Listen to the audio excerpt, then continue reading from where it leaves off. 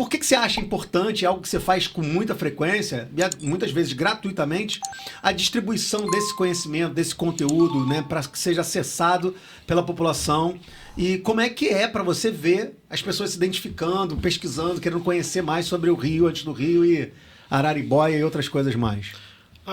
Eu fico muito feliz, né? Porque quando a gente escreve um livro, o livro também muda a gente, né?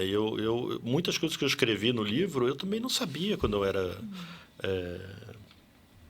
antes de pesquisar, né? Eu fazia a menor ideia de que existia esse conhecimento das aldeias do Rio de Janeiro, que daria para a gente tentar imaginar um mapeamento delas, as localizações, né? E essa descoberta do que significavam esses nomes, né?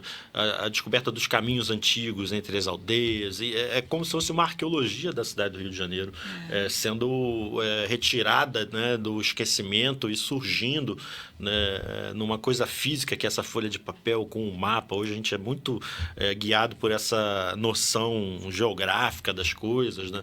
Então, quando a gente vê um mapa do Rio de Janeiro, e essa é a minha principal ambição, né, com outros nomes, né? Nomes que são familiares, não são familiares, mas que se perderam ao longo da trajetória da cidade, do espaço geográfico da Guanabara como um todo, né? A gente vê surgir uma outra possibilidade de pensar a cidade, pensar o lugar que a gente vive, né? Então, um pouco a ambição disso é trazer esse pertencimento de volta, né? Com um conhecimento de uma ancestralidade que a gente não tinha a menor noção que existia, e que talvez é esse desconhecimento que faz com que a gente tenha uma certa alteridade, às vezes, com o fato de ser brasileiro, porque muitas nossas referências são o quê? São americanas, são europeias, né? A gente tem uma cabeça muito mais voltada para valorizar aquilo que vem do exterior do que a nossa própria raiz, né? Isso eu falo da cultura em geral, né? Seja em relação ao nosso próprio cinema, à nossa própria música, não sei o quê, a gente tende a um certo desmerecimento, né? Que eu acho que é muito por causa dessa nossa falta de conhecimento da ancestralidade, né? Porque é isso que nos diferencia do mundo, né? O fato de não... Eu gosto muito de uma concepção do Darcy Ribeiro, que ele fala que o povo brasileiro é um povo novo, é um povo diferente dos outros, da América Latina, da Europa, dos Estados Unidos, que só aqui teve essa confluência de povos, né, completamente diferentes entre si, que vai redundar nessa miscigenação intrínseca do povo brasileiro, que não existe em nenhum outro lugar do mundo, né? E o que nos diferencia nessa miscigenação é a nossa raiz originária, que vai dar nome aos lugares do Brasil que são tão familiares a nós e que vai influir tão fortemente na nossa língua, que vai fazer com que o português brasileiro se transforme numa ramificação completamente à parte, muitas vezes, do português falado em Portugal, né? São os tupinismos, né, da língua brasileira, a nossa própria forma de ser brasileira ela é influenciada por essa nossa origem, que está nessa ancestralidade, né? A questão da nossa abertura, da nossa cordialidade, né? Da nossa nudez nas praias, do nosso carnaval empenado, das redes, das raízes que a gente come, dos peixes, né? Da forma de ser brasileira, né? Da nossa festa, da nossa dança, né? Os indígenas eram conhecidos por serem festeiros, dançantes, né? Bem-humorados, né? E preservadores da vida, de uma relação sustentável com o meio ambiente. Então, Bons bebedores de cauim, né?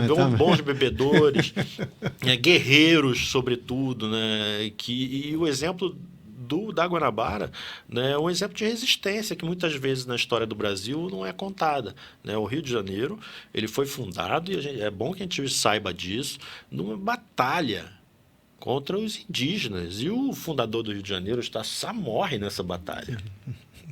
Com uma flechada. O grande personagem dessa época vai ser justamente o nosso Araribóia, que era um indígena, né? Então, um indígena quis que o Rio de Janeiro fosse fundado, lutou por isso, contra outros indígenas, né? Então, a gente tem uma história que é totalmente nossa, né?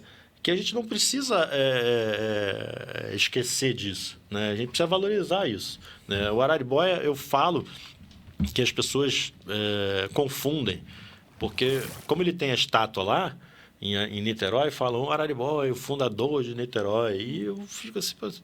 O Araribóia é o fundador do Rio de Janeiro.